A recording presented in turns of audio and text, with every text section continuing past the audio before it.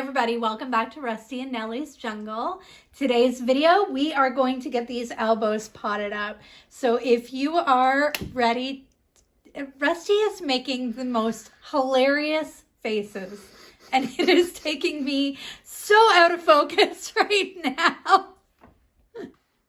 So in today's video, we are going to get these elbows potted up finally. They are graduated, they're ready. If you're ready to see what these roots on these elbows look like after watching all of those updates, stick with us. First thing that we're gonna do, we need dirt. So let's get this mixture up. If you've watched any of the videos that we've done before, you would have heard me say a million times that my preference is, it's the ProMix HP mixture. I use this for my succulents as well. It is a high porosity soil. So it already has tons of the perlite in it. You can see it's got a great amount of perlite in it. It's already light and fluffy. So it is wonderful for anything that needs well-draining soil. So while we're mixing it together, this is a great additive. I don't have to open that bag of perlite and breathe in all of the perlite dust. It's annoying to begin with all the dust that comes out of that bag, but if you're like me and you have allergies, it will stay with you for a few days. So if you can get your hands on the ProMix HP soil, do it. You'll thank yourself for it later. All right, once you've made sure that you've gotten all the little lumps broken up in that, I like to add earthworm castings to my soil. I don't have a specific measurement. I just kind of like to think of what my garden soil looks like and add that in there. This is just going to add some more nutrients to your soil. And then the next thing I add to the soil is some orchid mix. Now, normally you would just, a lot of places tell you just orchid bark. This has some soil mixed in. I don't find that it's really enough to make a difference. See all that perlite dust? Again, I don't measure. I just make sure that the soil looks kind of the way I want it to. Same as with my succulent soil, I will play with it a little bit to make sure it's not sticking together in sections. And I actually think that's pretty good there. So before we start adding our soil into our pot, we want to put something at the bottom. We do want the water to drain out. We don't want the soil to go with it. It is a pain in the butt when you have to keep topping up your soil because it's all falling into your drain tray. Okay, so we have those all prepped and ready. Let's now take this out of here, get the sphagnum off it. Oh my God, look at those roots.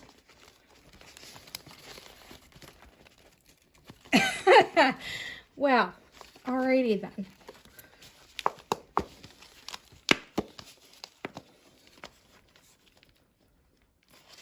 Don't want to force it because I don't want to hurt any of the roots that are in there or pull it off of its root system.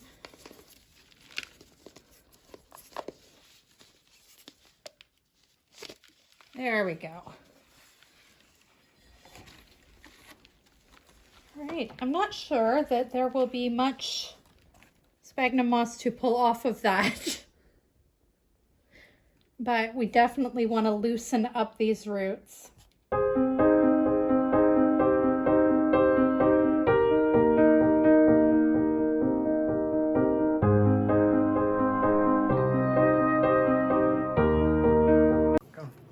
After quite a while and some help from Rusty, we have gotten the as much of the sphagnum as I am willing to take off of this. This one did this crazy aerial root wraparound and is actually kind of looped around itself there, so I don't want to play with it too much more. And I'm certainly not going to fight with this tight webbing that it's created with its roots. So we will try to figure out, yeah. And there's the root system on this one. And the root system from this guy.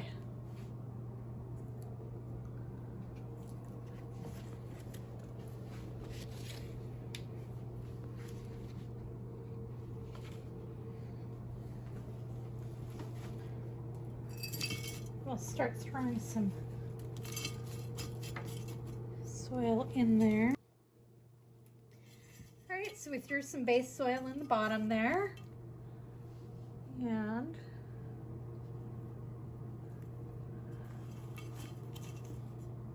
I don't know about the rest of you, but I kind of play with the soil until I feel like I've got the roots at an angle where they're going to spread out nicely and easily. Let me steal this cup.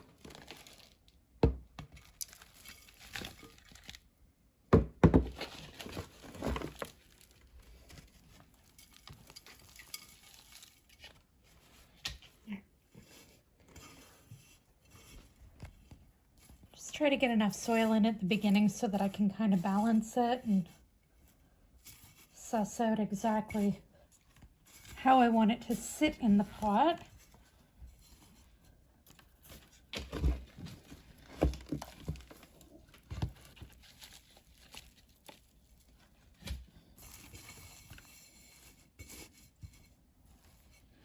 And we are pressing down the soil as you would with anything that you pot up, but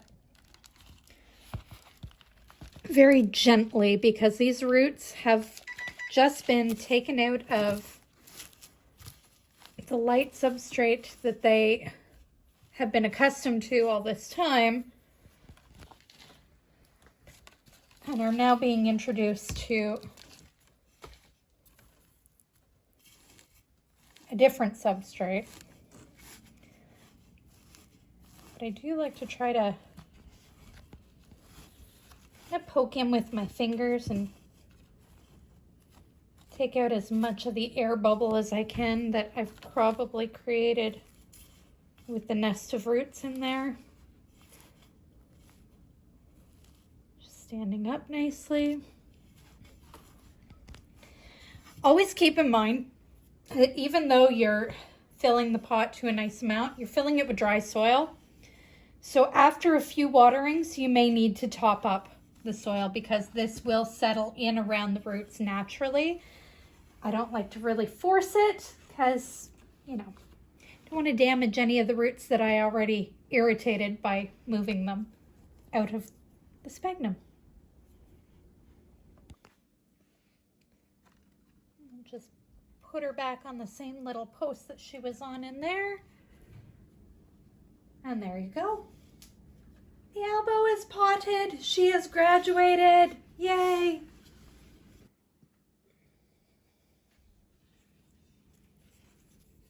Huh.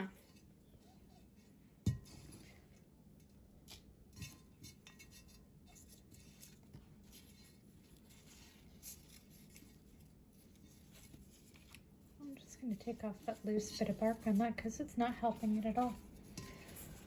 But I'll let him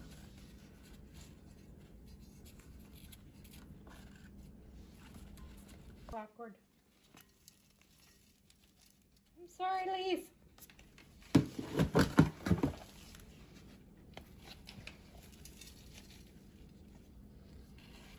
All right. Now, the end of that aerial root on this one was kind of struggling with the amount of moisture that it got. It's not rotted, does have life in it, but I am going to angle it up out of the pot so it can crawl through the air like aerial roots are supposed to do anyways.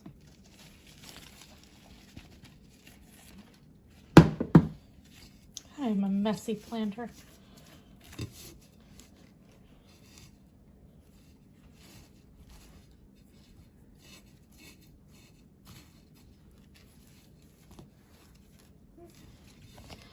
Water resistance on that side.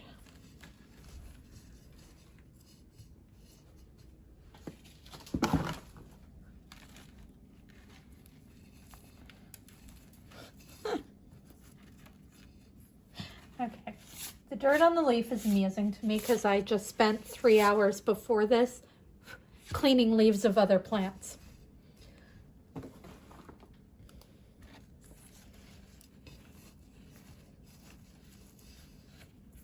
Elbow number 2. Okay, right, sticking out there.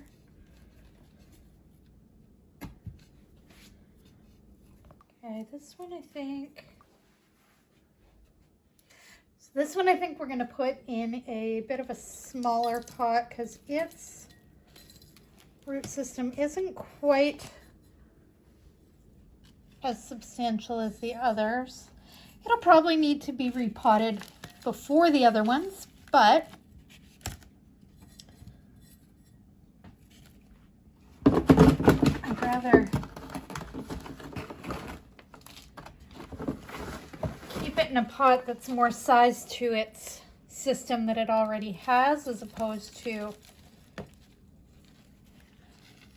put it in a much larger pot, giving it too much room to spread its roots out, where it'll just encourage it to work on its roots and not on these leaves that we want to see come out. I think I actually may have made just enough for these. He's so cute. Guys, you have to understand why I find this so bloody adorable. This is Stumpy. This is the wet stick. He was just this little stick with a few roots.